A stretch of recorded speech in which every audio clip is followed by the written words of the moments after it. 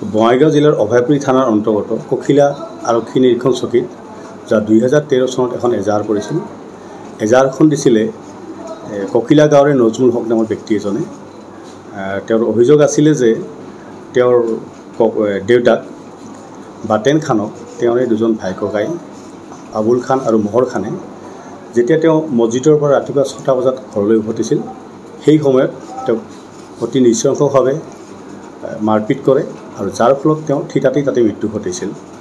আৰু সেই এজাহাৰৰ ভিত্তিত অভয়পুৰী থানাই 314/2013 নম্বৰত এটি গোচৰ পঞ্জীয়ন কৰে। পঞ্জীয়ন কৰিছিল ভাৰতীয় দণ্ডবিধি আইনৰ 302/34 ধাৰামতে। উক্ত গোচৰ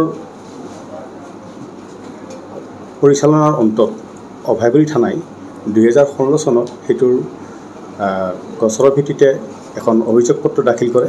অভিযোগ পত্ৰ দাখিল কৰিছিলে অভয়পুৰীস্থিত অতিৰিক্ত জিলা আৰু সত্ৰ ন্যায়াধীশৰ আদালতত। আৰু সমস্ত বিচাৰ প্ৰক্ৰিয়াৰ অন্তত অতিৰিক্ত জিলা আৰু সত্ৰ ন্যায়াধীশ মহামান্য বি.কে. নাথৰ আদালতে পদকীয়াদ্বয়ক দোষী বুলি যোৱা 2024 চনৰে 5 জুন তাৰিখে ৰায়দান কৰে। আৰু আজি 7 জুন তাৰিখে উক্ত ৰায়দানৰ ভিত্তিত তেওঁলোকৰ শাস্তিৰ ঘোষণা কৰে। মহামান্য আদালতে দুয়োজন অপৰাধীকে আজীৱন সশ্ৰম কাৰাদণ্ড বিহে আৰু 50,000 টকাকৈ উভয়কে ফাইন দিবলৈ আদেশ দান কৰে।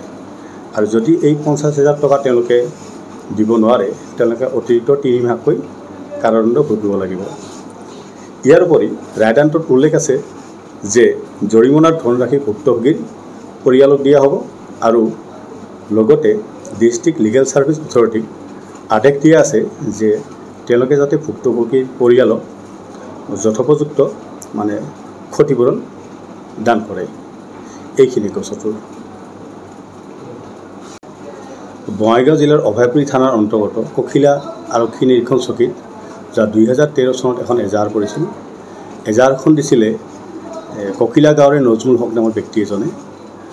তেওঁৰ অভিযোগ আছিলে যে তেওঁৰ দেউতাক বাটেন খানক তেওঁৰে দুজন ভাই ককাই আবুল খান আৰু মোহৰ খানে যেতিয়া তেওঁ মছজিদৰ পৰা ৰাতিপুৱা 6টা বজাত ঘৰলৈ উভতিছিল, সেই সময়ত তেওঁক অতি নৃশংসভাৱে মাৰপিট কৰে আৰু যাৰ ফলত তেওঁ থিতাতেই তাতে মৃত্যু ঘটিছিল। আৰু সেই এজাহাৰৰ ভিত্তিত অভয়পুৰী থানাই 314/2013 নম্বৰত এটি গোচৰ পঞ্জীয়ন কৰে।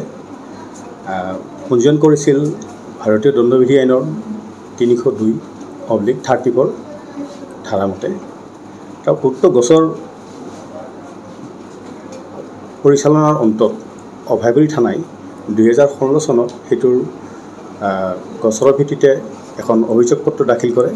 অভিযোগ পত্ৰ দাখিল কৰিছিলে অভয়পুৰীস্থিত অতিৰিক্ত জিলা আৰু সত্ৰ ন্যায়াধীশৰ আদালতত।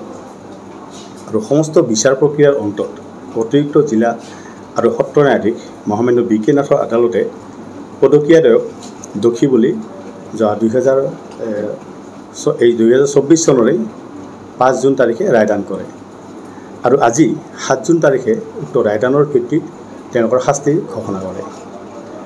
মহামান্য আদালতে দুয়োজন অপৰাধীকে আজীৱন সশ্ৰম কাৰাদণ্ড বিহে আৰু 50,000 টকাকৈ উভয়কে ফাইন দিবলৈ আদেশ দান কৰে। আৰু যদি এই 50,000 টকা তেওঁলোকে দিব নোৱাৰে, তেওঁলোকে অতিৰিক্ত 3 মাহকৈ কাৰাদণ্ড ভুগিব লাগিব। ইয়াৰ উপৰি ৰায়দানটোত উল্লেখ আছে যে জৰিমনাৰ ধনৰাশি ভুক্তভোগীৰ পৰিয়ালক দিয়া হ'ব আৰু লগতে ডিষ্ট্ৰিক্ট লিগেল ছাৰ্ভিচ অথৰিটিক আদেশ দিয়া আছে যে তেওঁলোকে যাতে ভুক্তভোগীৰ পৰিয়ালক যথোপযুক্ত ক্ষতিপূৰণ দান কৰে। এইখিনি গোচৰটোৰ।